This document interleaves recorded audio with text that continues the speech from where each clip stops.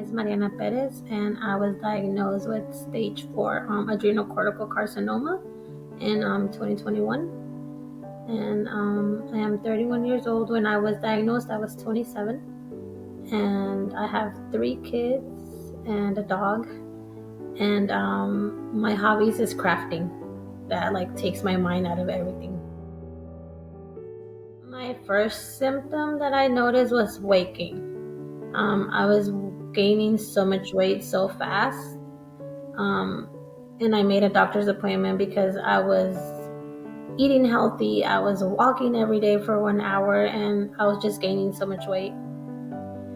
Um, but they didn't get me diagnosed until a year later. So I was with these symptoms like for a whole year.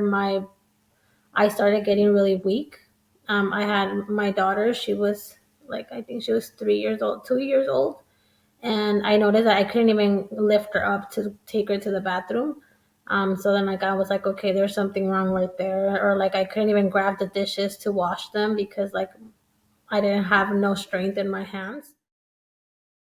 I made a doctor's appointment and I told her my symptoms and everything. And then she was just, oh, maybe you're eating too much and you're not noticing that you're eating so much. So start writing it down, start like taking notes of what you eat, because that's why you're gaining so much weight and you're weak because you have never been this heavy. So your body can't take like the weight, so that you're not used. She just told me you're not used to the weight.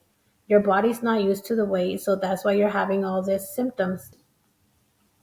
Well, she did do blood tests, and I did them, and she said everything came back normal. But I was still like, no, there's something wrong. Like even my family noticed there was something wrong because I had never been so like that heavy, like how I got, and my face was looking so round. My eyes looked like so swollen, like super swollen, and I was getting so much acne, and never in my life, I even when I was a teenager, I never got acne, and I was getting like it was horrible. I never knew acne was so painful. Like I would cry because it was just all over my face, and it was just so painful. I kept getting kidney stones, so I would go to the emergency room, and they would be like, "Okay, you have kidney stones. You're gonna pass them, and this and that." But the craziest part to me is that um well, my kidney, and on top of my kidney is the adrenal gland.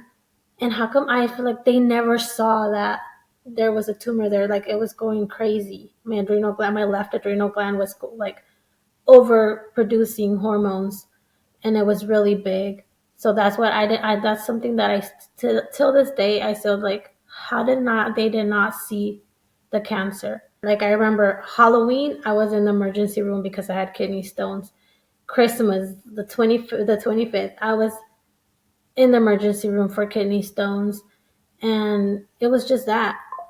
And I think the doctors now said that all that because I was overproducing steroids and everything, my skin started opening up because of how much steroid cortisol I had in my body. So it was just starting to open up. Like it's kind of like stretch marks, but like your my skin was like so thin. I still have some marks right here, but it's everywhere in my body. Like it just started opening up. And for me, my breaking point was one day I went to Costco. I was bringing in the groceries, and I just collapsed to the floor. And I started crying. I didn't want to look down because my legs, my bones, they were like so hot. I feel like there was just blood everywhere, and I didn't want to see it.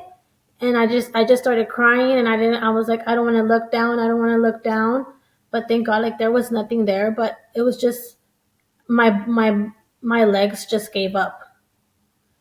And on that time, like I told my mom, everybody was worried, and my husband, and like my husband's a truck driver, so he would go during the week and come in the weekends. So I told him, when you come back, we're gonna go to the Bay Area, and we're gonna so you could take me to the doctors. We were just praying, and we're like, we hope that they find something because we're just tired of being that way. And we had our kids, and I'm like, okay, just wait for me outside.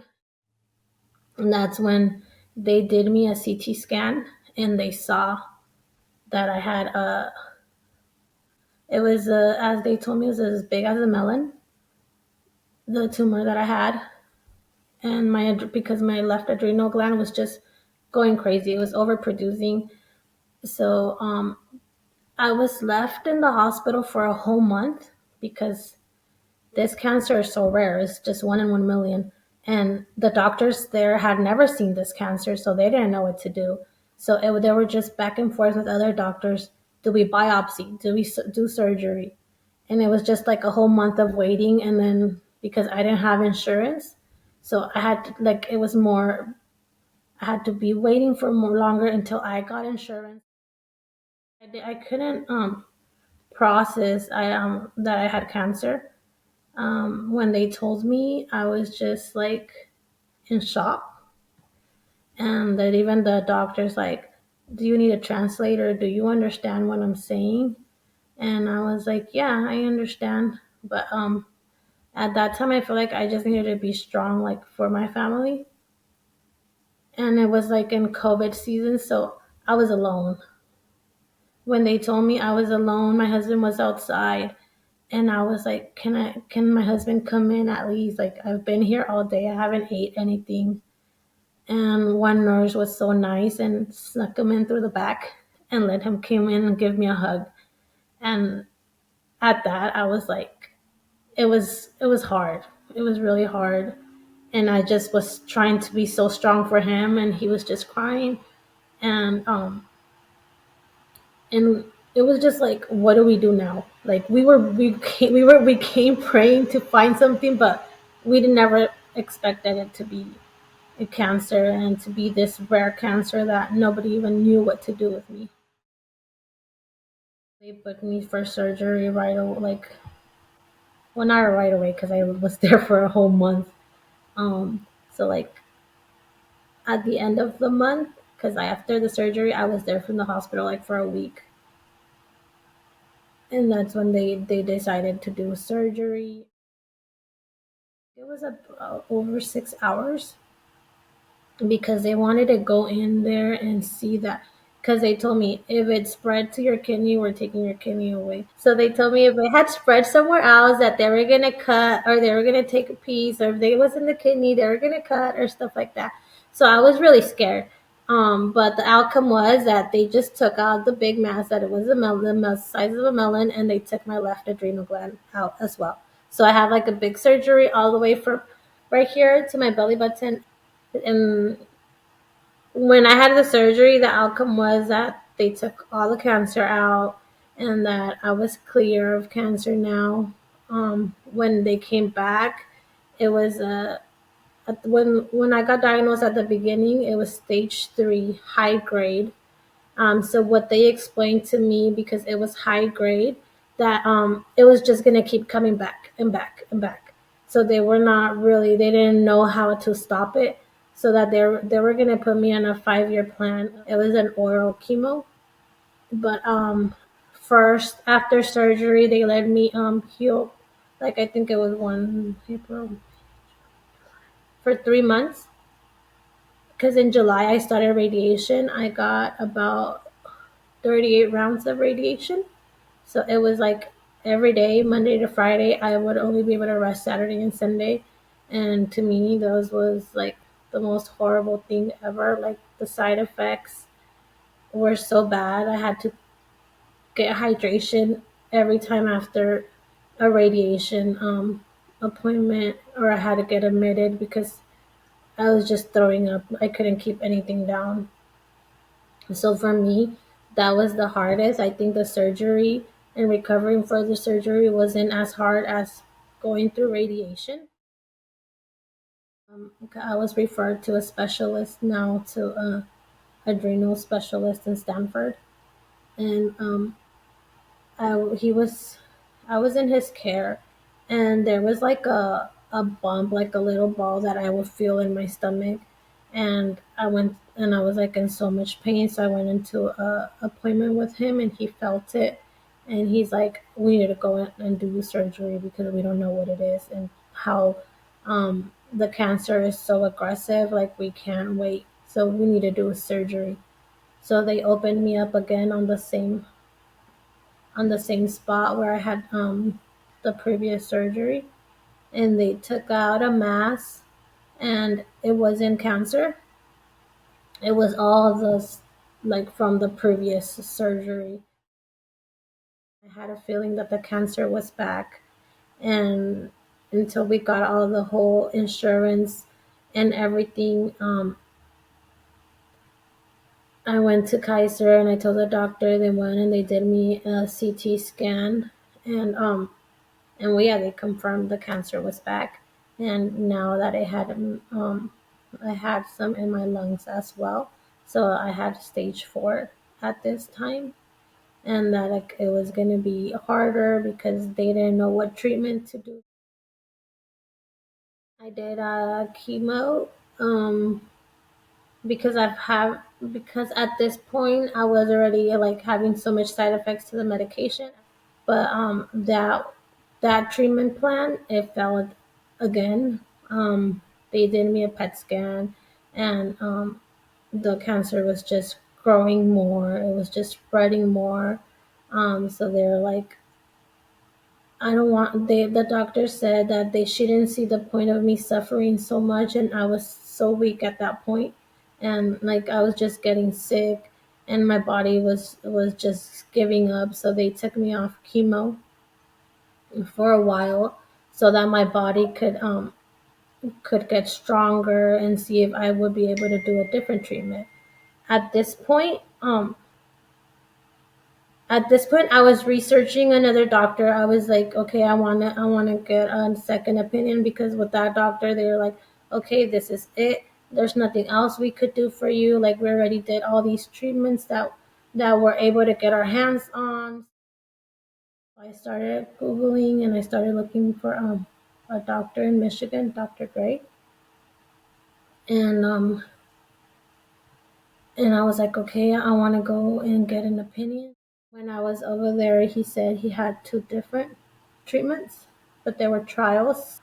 Um, but first he wanted to try immunotherapy, which it was hard because immunotherapy was not approved for my cancer. It was approved for other cancers, but not for my cancer. And thank God, I was so happy. I was approved for immunotherapy. The side effects were not so bad. After, like, it was just like a lot of bone pain, like, but like that was the worst side effect, the bone pain. But then after some months that I was doing it, um, my my immune system started to attack my skin. So I started to get a rash like all over my body. So they took me off treatment. The cancer hasn't grown since I started immunotherapy. It's just there, but it hasn't grown or hasn't spread or anything. So we're hoping like it just stays like that. But they wanted me to at least get the side effect under control in order for them to start a new treatment. I'll be laying down in bed and I can't get up, and I just see my daughter Luna. Like I feel like because she's the smallest one and she wants me around all the time, and she's like she gets me up from bed.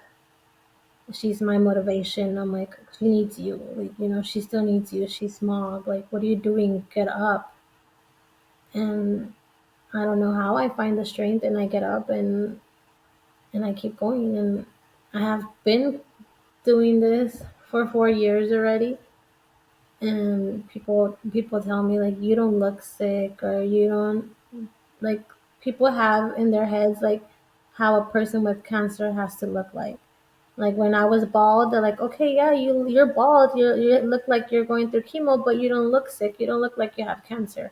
So I have gone in that, and that has really messed me up too, because I feel like, do people think I'm lying, or they don't believe like how I'm feeling? Like they don't know what I'm feeling, and they're saying that I'm okay. Like I could look okay because this cancer makes me gain weight. It doesn't make me lose weight, so I don't look like a patient that is going through cancer. Hang on to your faith because if you let go of that, I feel like you just let go of yourself. Like for me, like that's the thing that have what happened to me. I will let go of everything, and I will be like, okay, I'm done. But then no, but then I will see my daughter, I will see my other two kids, and I'll be like, no, I have to keep going, keep looking for second opinions, third opinions, fourth opinions, because there's going to be a doctor out there for you that's going to help you. Because for me, I went through a lot of doctors, and they shut the door on my face, and they told me, sorry, there's nothing that I could do for you. But I never stopped. I kept looking and looking and looking. Even one doctor laughed at me. He's like, I'm not your second opinion. I'm like your fourth or your fifth. And I'm like, yeah, because I'm young. I'm like, even if you're not young, like, keep looking, because you'll find a doctor that's willing to help you. And there's someone out there that will help you.